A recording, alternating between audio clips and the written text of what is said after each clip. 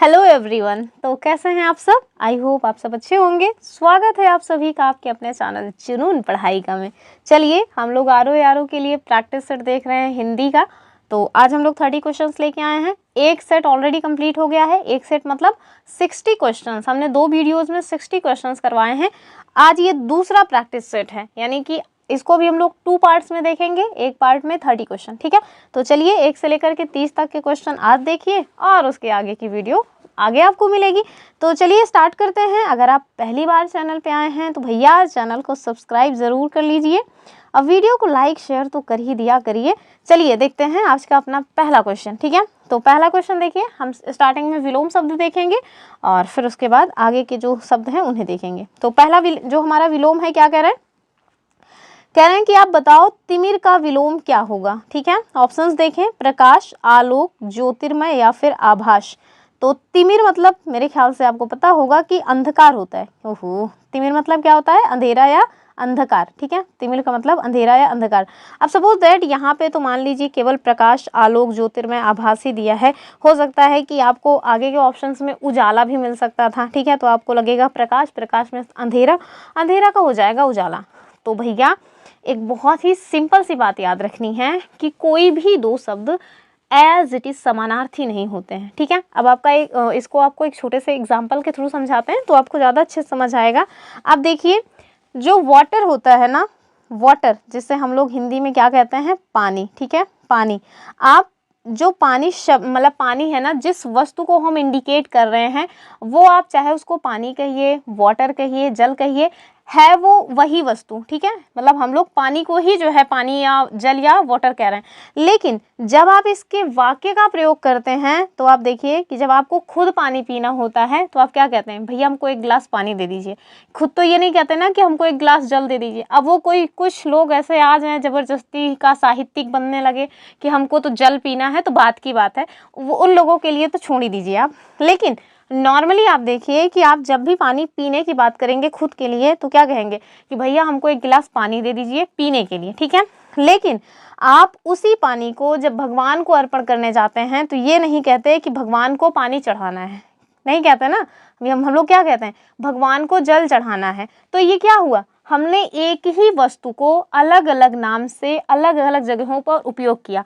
तो ये कुल मिलाकर आपको इस वजह से बताया जा रहा है कि कोई भी दो शब्द मतलब एज इट इज समानार्थी नहीं होते हैं। सबके अलग अलग जो है मीनिंग्स निकलते हैं, अलग अलग जगहों पर उनका उपयोग किया जाता है। ऐसे ही आप चावल को ले लीजिए, हम लोग घर में बनाना मतलब स्टार्ट करते हैं तो घर के लिए चावल है, वही चावल आप भगवान को अर्पण करना चाहते हैं तो हम लोग उसको अक्षत बोल देते हैं। क्यों? क्योंकि मतलब कि उपयोग की दृष्टि से, अर्थात तो वाक्य का प्रयोग की दृष्टि से हम लोग उसे अलग अलग नामों से मतलब बुलाते हैं, ठीक है। तो इसी वजह से कह रहे हैं कि तिमिर, अगर सपोज दैट उजाला दिया रहे, प्रकाश दिया रहे, तो आप लोग ये मत सोचने लगना कि तिमिर मतलब अंधेरा होता है तो इसका जो मतलब विलोम है वो प्रकाश हो जाएगा या फिर उजाला हो जाएगा। नहीं, हर एक शब्द का मतलब उसके उपयोग की दृष्टि से उसका एक महत्व होता है और उसी हिसाब से आपका उसको विलोम भी निकालना होगा। तो जो ये तिमिर दिया हुआ है इसका अगर आप विलोम निकालेंगे तो क्या हो जाएगा? ये हो जाएगा आलोक, ठीक है। यानी कि तिमिर, इसका विलोम हो जाएगा आलोक, अंधेरा का हो जाएगा उजाला, ठीक है। चलिए आगे देखिए, इसका उत्तर क्या हो जाएगा? बी वाला, अर्थात तिमिर का विलोम हो जाएगा आलोक। और ज्यादातर लोग ना इसका जो मतलब उत्तर लगा के आते एग्जाम में वो प्रकाश लगा के आते हैं। तो इसी वजह से मैंने इतना लंबा सा प्रवचन दिया है कि मतलब बिल्कुल भी मिस्टेक नहीं करनी है। नेक्स्ट क्वेश्चन देखिए, कह रहे हैं कि तीक्ष्ण का विलोम आपको बताना है। तो चलिए देख लेते हैं तीक्ष्ण का विलोम। मंद, तीव्र, प्रखर या फिर क्षीण। उत्तर क्या हो जाएगा? तो तीक्ष्ण का जो विलोम है ना भैया वो हो जाएगा मंद, यानी कि ऑप्शन ए वाला, ठीक है। हाँ, तो तीक्ष्ण का विलोम क्या हो जाएगा? तीक्ष्ण का विलोम हो जाएगा मंद। तीव्र और प्रखर जो है ना, ये आपको जो तीव्र और प्रखर शब्द दिया हुआ है ये इसका विलोम ना होकर के क्या है? तो ये इसका समानार्थी अर्थात सिनोनिम है, ठीक है। क्या है? सिनोनिम है। तो अगले क्वेश्चन की बात करेंगे। कह रहे हैं कि कृत्रिम का विलोमार्थी जो शब्द है वो बताइए, अर्थात जो कृत्रिम शब्द दिया है इसका विलोम क्या होगा, एंटोनिम क्या होगा, ये आपको बताना है। ऑप्शंस देखें, प्राकृतिक, स्वचलित, स्वाभाविक, स्वनिर्मित। तो भैया स्वा स्वा सब चल रहा है, लेकिन आपको इसका उत्तर बताना है कि कृत्रिम का विलोमार्थी जो है वो क्या हो जाएगा, यानी कृत्रिम का विलोम क्या होगा, तो ये हो जाएगा ऑप्शन ए वाला अर्थात प्राकृतिक। ठीक है, जो स्वाभाविक शब्द है इसका विलोम क्या हो जाएगा, अस्वाभाविक। ठीक है, तो इसका हो जाएगा अस्वाभाविक, कृत्रिम का हो जाएगा प्राकृतिक। उत्तर हमारा ए वाला होगा।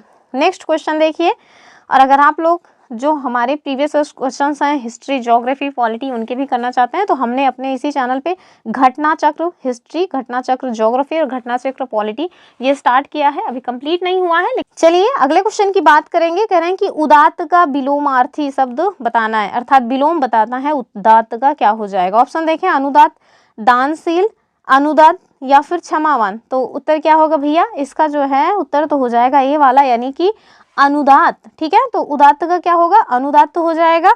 और ये देखिए जो क्षमावान दिया है इसका क्या हो जाएगा, इसका हो जाएगा क्रोधी। ठीक है, तो विश्वामित्र जैसा था ना क्रोधी, उनकी मतलब डिक्शनरी में क्षमा शब्द जैसा था ही नहीं, तो वही आप समझिए कि जो क्षमावान है उसका विलोम हो जाएगा क्या, क्रोधी। ठीक है, और दानशील का क्या हो जाएगा, तो दानशील अर्थात जो दान उन देने में तेज रहते हैं, इसका हो जाएगा कृपण अर्थात कंजूस टाइप के। ठीक है, तो उत्तर क्या होगा इसका, पहला वाला। जो अन्य विकल्प थे वो भी मैंने आपको बता दिए। अनुदत ये तो बेकार सा मतलब वर्ड ही है। नेक्स्ट क्वेश्चन कह रहे हैं कि निम्नलिखित विकल्पों में से कौन सा शब्द उदार का विलोम है। ऑप्शन देखें, कठोर, निर्भय, अपव्यय या फिर अनुदार। तो इसका उत्तर क्या हो जाएगा, उदार में आप जो है मतलब कि लगा दीजिए उपसर्ग और इसका उत्तर बना दीजिए अनुदार। ठीक है, यानी कि ऑप्शन डी वाला। तो पांचवे का जो सही उत्तर है वो क्या हो जाएगा, वो डी हो जाएगा, यानी कि उदार का विलोम होगा अनुदार। जो कठोर शब्द दिया है इसका मतलब क्या होगा, यानी कि इसका जो मतलब कि विलोम हो जाएगा वो क्या हो जाएगा, वो हो जाएगा कोमल। ठीक है, कोमल हृदय।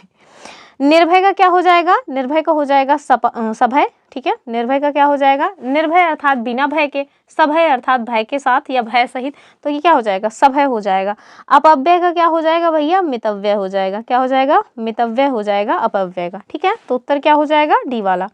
नेक्स्ट क्वेश्चन, क्वेश्चन नंबर 6 कह रहे हैं कि इनमें से कौन सा शब्द शुक्ल का विलोम है। तो आपको शुक्ल का विलोम बताता है। ऑप्शन देखें, काला बिल्कुल नहीं, कृष्ण, आश्रित या फिर श्यामल। तो उत्तर क्या हो जाएगा, कृष्ण हो जाएगा। तो कृष्ण पक्ष, शुक्ल पक्ष आपने नाम सुना होगा, उत्तर क्या होगा, बी वाला। नेक्स्ट क्वेश्चन देखें, कह रहे हैं कि इनमें से कौन सा शब्द प्रस्थान का विलोम है। तो प्रस्थान का विलोम आपको बताना है। ऑप्शन देखें, आगमन, गमनागमन, निगम या फिर निर्गम। तो इसका उत्तर क्या हो जाएगा, तो आप देखिए कि जो प्रस्थान शब्द है इसका विलोम शब्द हो जाएगा हमारा आगमन, यानी कि ऑप्शन ए वाला। नेक्स्ट क्वेश्चन देखें, क्वेश्चन नंबर 8 कह रहे हैं कि निम्नलिखित विलोम युग्मों में से कौन सा शब्द युग्म जो है शुद्ध नहीं है। ठीक है, गलत वाला बताना है। तो चलिए देखेंगे, आयात का निर्यात होता है, ये बात तो ठीक है। पाप का पुण्य होता है, ये भी सही है। बद्ध का मुक्त होता है, ये भी ठीक होना चाहिए।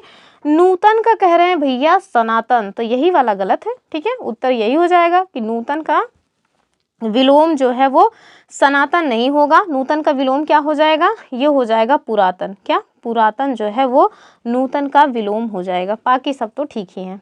नेक्स्ट क्वेश्चन देखिए, गमन का विलोम आपसे पूछ रहे हैं। तो 10 शब्द हमने विलोम के लिए हुए हैं। गमन का बताइए, गमन का जो विलोम है वो क्या हो जाएगा। ऑप्शन देखें, निर्गम लिखा है दरअसल, गमनागमन, आगमन या प्रत्यागमन। लग रहा है जैसे इसके पहले वाला ही है ना। उत्तर क्या हो जाएगा, तो जाहिर सी बात है कि इसका उत्तर हो जाएगा आगमन, यानी कि ऑप्शन सी वाला। लास्ट क्वेश्चन देखिए विलोम का, कह रहे हैं कि निंदा का विलोम क्या होगा। ऑप्शंस देखें, स्तुति, संस्तुति, संवेदना या फिर स्तवन। तो निंदा का जो विलोम शब्द है वो हो जाएगा ऑप्शन ए वाला, अर्थात स्तुति। ठीक है, संस्तुति, संवेदना और स्तवन ये सभी दूसरे टाइप के शब्द हैं, इनसे इनका मैच नहीं है। निंदा के विलोम की दृष्टि से इनका कोई भी औचित्य नहीं बनता। तो निंदा का क्या हो जाएगा विलोम, स्तुति। दूसरा शब्द मतलब दूसरा सेगमेंट देखिए, और ये किससे मतलब रिलेटेड है, तो जो हमारा विशेषण विशेष वाला पोर्शन है, 10 क्वेश्चन पूछे जाते हैं विशेषण विशेष से, और बहुत सारे लोगों को बड़ी दिक्कत होती है इसमें। तो लगातार जुड़े रहिए हमारे साथ, ये इसकी दिक्कत सॉल्व हो जाएगी।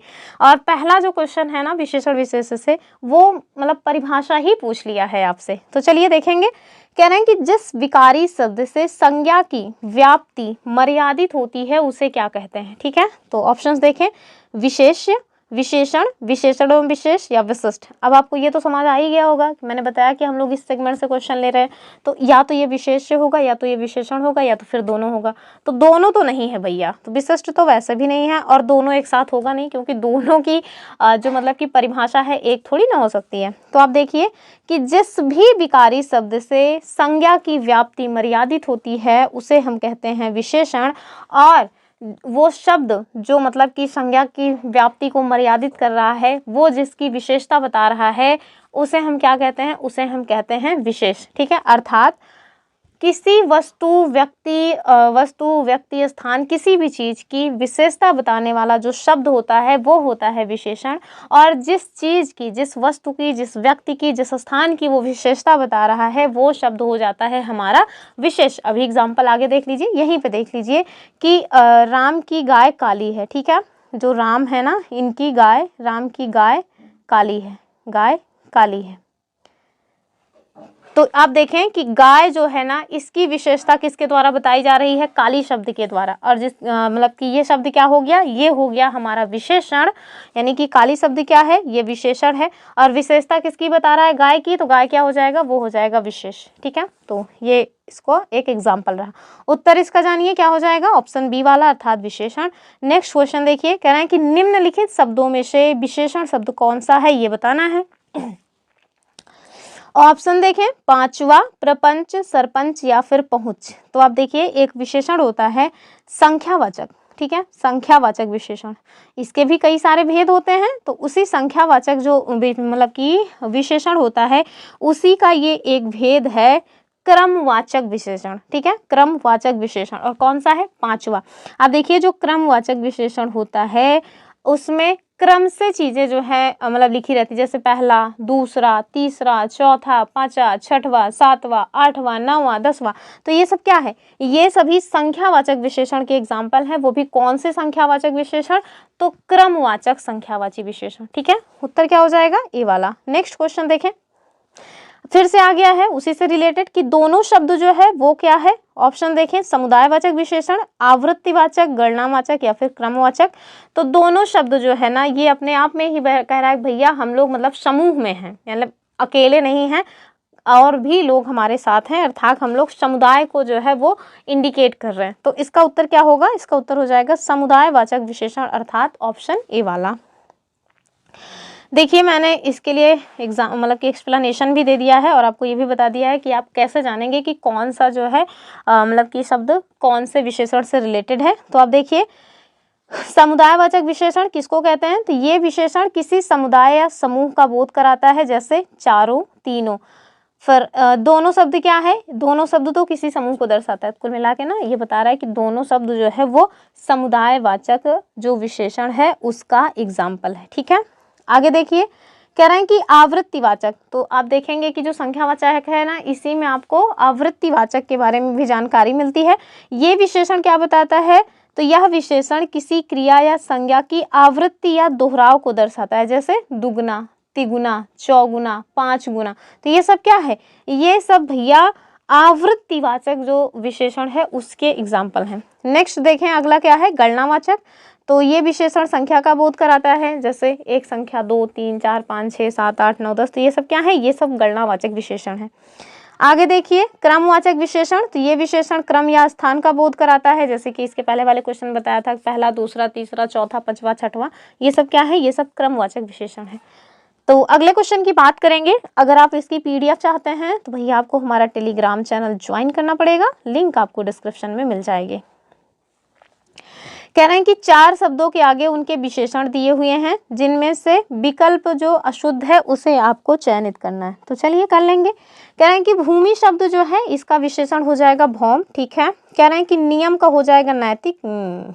तीसरा कह रहे हैं लाठी का हो जाएगा लठैत, और रस का हो जाएगा रसिक। तो भैया सब सही है, बस बी वाला गलत है।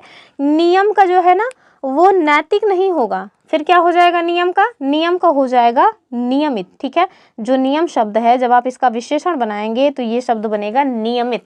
होता है ना कि नियमित कक्षा में उपस्थित होते हैं, तो क्या है हम लोगों ने एक नियम बना के रखा हुआ है कि हम लोग नियमित रूप से कक्षा को लेंगे। ठीक है, तो ये आप लोग भी नियम बना के रखिए कि नियमित जो कक्षाएं हैं उसको जरूर लिया करिए। नेक्स्ट क्वेश्चन देखें कि विशेषण के 4 भेदों के सामने शब्द दिए हुए हैं, जिनमें एक का शब्द नहीं है उसे चयनित कीजिए। चलिए देख लेंगे। कह रहे हैं कि गुणवाचक विशेषण, सुगंधित जो शब्द है इसके बारे में इनके द्वारा बताया जा रहा है कि ये गुणवाचक विशेषण है। तो हाँ भैया, गुणवाचक विशेषण है, चाहे महकना हो चाहे चहकना हो, ये सभी क्या है, ये सब किसी व्यक्ति के गुण को जो है मतलब इंडिकेट कर रहे हैं। अर्थात जो सुगंधित है ये एक गुणवाचक विशेषण का उदाहरण है। पहला तो ठीक है, हमें गलत बताना है। दरअसल परिमाणवाचक की बात कर रहे हैं कि जो परिमाणवाचक है वो है ढाई। ठीक है, तो ढाई हो चाहे तिहाई हो, परिमाण ही है। तीसरा कह रहे हैं संख्यावाचक विशेषण है कोई। तो भैया संख्यावाचक शब्द जो है, अभी हमने ऊपर देखा था ना कि ये कोई नहीं होगा, बल्कि अगर होता कुछ, थोड़ा, बहुत, तो ये जो है हो जाता संख्यावाचक विशेषण। भले ही अपूर्ण संख्यावाचक होता लेकिन ये संख्यावाचक होता। मगर कोई जो है ना, ये संख्यावाचक कहीं से कहाँ तक नहीं हुआ, ये किसी व्यक्ति को इंडिकेट करेगा ना, मात्रा को थोड़ी ना। और हमसे दरअसल जो है संख्यावाचक का मतलब हुआ कि परिमाण का बोध कराए, मात्रा का बोध कराए, लेकिन ये परिमाण मात्रा का नहीं बल्कि किसी व्यक्ति का बोध करा रहा है। तो इस वजह से ये वाला जो स्टेटमेंट है वो रॉन्ग हो जाएगा, अर्थात यही वाला विकल्प सही हो जाएगा। कह रहे हैं कि सार्वनामिक विशेषण है कोई। तो हाँ भैया, सार्वनामिक विशेषण है कोई, ना कि संख्यावाचक। तो उत्तर क्या हो गया, उत्तर हो गया अपना सी वाला। ठीक, ऑप्शन सी। नेक्स्ट क्वेश्चन देखें 16वें नंबर का। कह रहे हैं कि नीली साड़ी में कौन सा विशेषण है। तो जाहिर सी बात है, नीली साड़ी मतलब कि जो साड़ी है ना उसका गुण बता रहा है नीली, चाहे वो नीली हो, चाहे काली हो, चाहे बैगनी हो या जामुनी हो, या फिर बेबी पिंक हो। कुछ लोग कहते हैं लड़कियों का फेवरेट है वो बेबी पिंक। तो भैया नीली साड़ी क्या है, नीली साड़ी ना गुणवाचक विशेषण का उदाहरण है, ऑप्शन सी वाला। नेक्स्ट क्वेश्चन, अत्यंत शब्द में कौन सा क्रिया विशेषण है। तो अत्यंत में आपको बताना है कि भैया क्रिया विशेषण कौन सा है। चलिए देखेंगे। कह रहे हैं कि परिमाणवाचक, स्थानवाचक, स्थान तो नहीं है फिलहाल, कालवाचक भी नहीं होना चाहिए, और रीतिवाचक। इन्हीं दोनों में कंफ्यूजन हो सकता है कि जो अत्यंत है वो परिमाणवाचक है या रीतिवाचक है। तो भैया रीतिवाचक तो नहीं है, ये ना एक तरह से परिमाणवाचक है। ठीक है, कहते हैं ना अत्यंत मतलब कि कम जो है सामान आपने मुझे दिया, तो ये अत्यंत क्या हो गया, ये हो गया परिमाण, मतलब कि बहुत थोड़ा सा। ठीक है, उत्तर क्या हो गया, बी मतलब ए वाला। अगला क्वेश्चन देखिए। कह रहे हैं कि परिमाणवाचक क्रिया विशेषण का वाक्य बताओ कौन सा है। तो परिमाण, चलिए माप तौल की बात आएगी इसमें। वो बहुत थक गया है, तो बहुत एक तरह से होना तो चाहिए। फिर कह रहे हैं वो अभी अभी गया है, तो ये तो नहीं होगा, ये तो मतलब कि तुरंत की बात कर रहा है, तो मतलब कि कालवाचक टाइप का दिख रहा है। वह अंदर बैठा है, तो ये तो वैसे भी नहीं होगा। वह अब भली भांति नाच लेता है, तो ये भी नहीं होगा। अब देखें, वह बहुत थक गया, बहुत हो, कम हो, थोड़ा हो, ये सभी ना किसके मतलब कि एग्जाम्पल हैं। तो ये सभी शब्द परिमाण के एग्जाम्पल हैं या परिमाणवाचक विशेषण मतलब कि विशेषण के एग्जाम्पल हैं। तो उत्तर क्या हो जाएगा, पहला वाला, अर्थात वह बहुत थक गया है, ये एक परिमाणवाचक क्रिया विशेषण का उदाहरण हो जाएगा। ठीक है, अगला क्वेश्चन कह रहे हैं कि कृष्णा धीरे धीरे चला, धीरे धीरे से मेरी जिंदगी में आना। तो कह रहे हैं कि वाक्यांश के धीरे धीरे शब्द में किस क्रिया विशेषण का रूप है। तो धीरे धीरे में आपको बताना है। ऑप्शंस देखें, कालवाचक बिल्कुल नहीं, ये तो समय की बात करता है अगर कालवाचक होता। तो करणवाचक नहीं, निश्चयवाचक बिल्कुल नहीं, डी हो जाएगा यानी कि रीतिवाचक। तो कृष्णा धीरे धीरे चला, इसमें धीरे धीरे शब्द में कौन सा क्रिया विशेषण है, ये हो जाएगा अपना रीतिवाचक क्रिया विशेषण। नेक्स्ट क्वेश्चन कह रहे हैं कि पापी में कौन सा विशेषण है। तो भैया चाहे पाप करो चाहे पुण्य करो, ये सब क्या हो जाएगा, गुणवाचक विशेषण। ठीक है, अगला क्वेश्चन कह रहे हैं कि निम्नलिखित जो प्रश्न है उनमें दिए गए विकल्पों में तत्सम शब्द का आपको मतलब कि चुनाव करना है। तो आपके पास 4 विकल्प हैं, बताइए कौन सा इसमें तत्सम है। तो देखिए, बुढ़ा, 20, वामन या फिर माई। तो अब देखिए माई जो है ये तो आपको समझ आ रहा होगा कि ये तद्भव शब्द है। बुढ़ा तो बुढ़ऊ जो है ये भी तद्भव शब्द है। 20 भी आप देखिए कि तद्भव है, लेकिन जो वामन है ना ये एक तत्सम शब्द है। ठीक है, तो वामन जो है इसका सही उत्तर हो जाएगा, तत्सम हमें चूज करना है। तो बुढ़ा देख लो भैया, बुढ़ा जो है वो किसका तद्भव है। तो अगर आपको इसका तत्सम लिखना होता तो ये हो जाता वृद्ध। 20 का क्या हो जाएगा, 20 का हो जाएगा विंशति। और वामन का तो भैया मतलब ठीक ही है, वामन मतलब बौना होता है। और जो माई दिया हुआ है ये क्या है, तो मातृ। ठीक है, मातृ जो है वो माई का तत्सम शब्द हो जाएगा, और उत्तर क्या होगा, सी वाला। अगला देखिए, कह रहे हैं कि 12, 12, 92 और बाघ। ये दरअसल बाघ होना चाहिए था, यहाँ पे बाघ लिखा हुआ है, बाघ। ठीक है, आपको बताना है कि इसमें कौन सा जो है सही उत्तर हो जाएगा। तो इसका जो सही उत्तर है वो क्या हो जाएगा, द्वादश, ठीक है। द्वादश देखिए यही एकदम इसमें ठीक लग रहा है, बाकी तो सबका सब मतलब इन सबसे तो बेकार ही है। उत्तर भी इसका बी वाला हो जाएगा, यानी कि द्वादश, ठीक है। द्वादश जो है ये तत्सम शब्द है किसका, तो 12 का होना चाहिए ना, द्वादश, हाँ 12 का ये जो है क्या है, तो ये 12 का तत्सम शब्द है, ठीक है। बार तो भैया बार मतलब वो हुक्का बार नहीं, इसका हो जाएगा वार, ठीक है। और इधर देखिए 92, तो जो ये 92 है ये क्या है, आप मुझे कमेंट करके बताना कि जो 92 है ना, इसको अगर आप लिखना चाहें तो कैसे लिखेंगे। ऐसा मुश्किल हो जाएगा, हालांकि गिनतियों से कभी कभी पूछा जाता है, मैं ही बता देती हूँ, आपके भरोसे क्यों छोड़ूं। ये हो जाएगा अपना द्वानवती, क्या हो जाएगा, द्वानवती, ठीक है। और बाघ, ये दरअसल बाघ है, यहाँ पे बाघ लिखा हुआ है, इसका क्या हो जाएगा, इसका हो जाएगा व्याघ्र, ठीक है, व्याघ्र। तो व्याघ्र जो है वो तत्सम शब्द हो जाएगा। उत्तर क्या हो जाएगा, द्वादश, द्वादश मतलब 12, 10 + 2 12, ठीक है। इधर देखिए आलू, वाम, बौना, माखन, वाम, बौना, तो चलिए देख लेंगे इसका सही उत्तर क्या हो जाएगा। इसका जो सही उत्तर है वो अपना बी वाला हो जाएगा, अर्थात वाम, ठीक है। तो वाम जो है ये एक तत्सम शब्द है, और किसका तत्सम है, बायां का, ठीक है। किसका तत्सम है ये, बायां शब्द का। बालू जो है ना भैया, इसका तत्सम हो जाएगा बालू का, ठीक है। बौना का हो जाएगा वपन, क्या हो जाएगा, वपन। माखन का, ये इसको मतलब बहुत जरूरी है, कई बार पूछा गया है, मृक्षण। तो माखन का जो मतलब कि तत्सम हो जाएगा वो हो जाएगा मृक्षण। उत्तर क्या होगा, बी वाला सही है। 24 नंबर वाला देखिए, कह रहे हैं कि पादोन, पोती, पैर या फिर पूरा, इसमें आपको तत्सम बताना है। तो देखिए पहला वाला जो है ना वो एक तत्सम शब्द है, और किसका तत्सम है, तो जो पादोन है ना ये पौना का तत्सम शब्द है। जो पोती दिया हुआ है इसका आप अगर आप तत्सम लिखेंगे तो ये हो जाएगा पौत्री, अर्थात ये पौत्री का तद्भव यहाँ दिया हुआ है। पैर की बात की जाए तो पैर एक तद्भव शब्द है, अगर आपको इसका मतलब कि कोई तत्सम लिखने को कहे तो क्या लिखिएगा, पदिर, ठीक है। और पूरा का क्या हो जाएगा, तो पूरा का भैया पूरक हो जाएगा, ठीक है। अर्थात पूरा शब्द जो है वो एक तत्सम शब्द है, सॉरी तद्भव शब्द है, और किसका तद्भव है, तो पूरक का, ठीक है। उत्तर क्या हो जाएगा, ए वाला सही है। अगला क्वेश्चन देखें, कह रहे हैं कि वर्धन, बच्चा, बगुला या फिर बंदर, इसमें आपको बताना है कि कौन सा अपना तत्सम है। तो देख के तो लग ही रहा होगा कि थोड़ा कठिन कठिन सा कौन सा दिख रहा है, थोड़ा सा कठिन कठिन सा इसमें आपको वर्धन दिख रहा होगा, तो यही इसका उत्तर भी हो जाएगा, वर्धन। और किसका तत्सम है ये, तो बढ़ना जो शब्द है ना इसका तत्सम है, ठीक है। बच्चा की बात किया जाए तो बच्चा का तत्सम क्या हो जाता है, वत्स हो जाता है। बगुला का क्या हो जाता है, वक हो जाता है। बंदर का हो जाता है वानर, ठीक है, कई बार पूछा गया है ये। अब आपसे तद्भव शब्द पूछ रहे हैं कि आप बताओ इसमें से तद्भव शब्द कौन सा है, तो मानव, मनई, मनुष्य या फिर मानव। देखो भैया गांव में कहते हैं तई कि मनई में रहवा करा, तो ये जो मनई में रहवा करा वाला जो मतलब आती है कहावत ना, तो ये एक कैसा शब्द है, तद्भव शब्द है। वैसे भी गांव घर में हम लोग जो वर्ड्स यूज करते हैं तत्सम थोड़ी ना यूज करते हैं कि भैया हमें आम्र खाना है, आम्र कौन खाता है, आम खाते हैं ना। तो जब आप बोल चाल की लैंग्वेज यूज करते हैं तो उसमें देखिए ज्यादातर शब्द जो है वो तद्भव ही होते हैं। तो ये जो मनई शब्द है ये कैसा है, ये एक तद्भव शब्द है। उत्तर क्या हो जाएगा, बी वाला, बाकी सब तत्सम शब्द हैं। कह रहे हैं कि निम्नलिखित में से कौन तद्भव शब्द है 27 नंबर के क्वेश्चन में। ऑप्शंस देखें, दिनकर, दिवाकर, प्रभाकर या फिर सूरज। जाहिर सी बात है कि जो सूरज शब्द है ये तद्भव शब्द है, बाकी जो भी अन्य शब्द दिए हैं वो सब तत्सम है। नेक्स्ट देखिए, कह रहे हैं कि निम्न में से कौन सा तद्भव है। शब्द क्या क्या दिए हैं, कोयल, आश्चर्य, उज्ज्वल या फिर कंटक। तो कोयल कैसा शब्द है भैया, कोयल जो है ना वो एक तद्भव शब्द है। क्या होगा इसका तत्सम, तो इसका तत्सम हो जाएगा कोकिल, कोकिल। बाकी सब एकदम ठीक है, ठीक है। पर्ण की बात हो रही है, कह रहे हैं कि पर्ण बताओ, पर्ण इसका तद्भव क्या होगा। पर्ण का तद्भव आपसे पूछ रहे हैं, पत्र, पर्ण, पत्ता या फिर पत्रा। जाहिर सी बात है कि पत्र हो जाएगा, ठीक है, ऑप्शन ए वाला। लास्ट देखिए, आज का लास्ट क्वेश्चन है ये, कह रहे हैं कि इनमें से आपको तद्भव बताना है। ऑप्शन देखिए, वानर, अभी हमने ऊपर ही देखा कि वानर तत्सम शब्द है। बंदर, पवन, पर्यंक, पर्यंक, पर्यंक भी एक तत्सम शब्द है। पवन और बंदर इन्हीं में कंफ्यूजन हो सकता है, लेकिन साफ साफ बंदर चिल्ला चिल्ला के कह रहा है देखो बाबू मैं ही हूँ तद्भव, मुझे पहचानो।